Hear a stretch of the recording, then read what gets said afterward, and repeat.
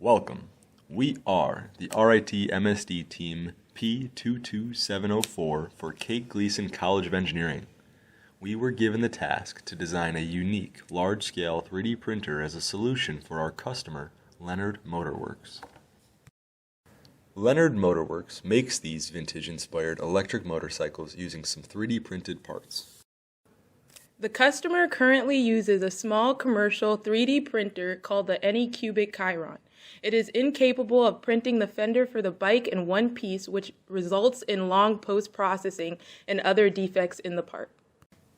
The goal of our design was to create an industry-sized, large-scale 3D printer within our budget of $2,500 without sacrificing quality. Our design included a 24-inch by 36-inch heated bed with a print area of 19 inches by 30 inches in order to fulfill the customer requirements. Some components chosen for quality printing are the BL Touch, which provides an auto-leveling feature, high-quality ball screws for the Z-axis motion, linear rails for the X and Y-axis motion, and an upgraded Super Volcano hot end for large and high-speed prints. A printer of our size would normally cost $8,000 to $140,000. The printer can be accessed remotely using a software called Octoprint and has built-in error notification and error prevention measures. This allows the customer to carry out long prints without constant supervision. Repurposing of various parts made it possible to meet our budget while retaining quality.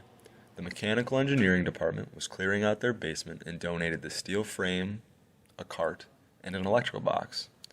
ITS ResNet donated a retired laptop, and Dr. Cormier donated parts from old builds.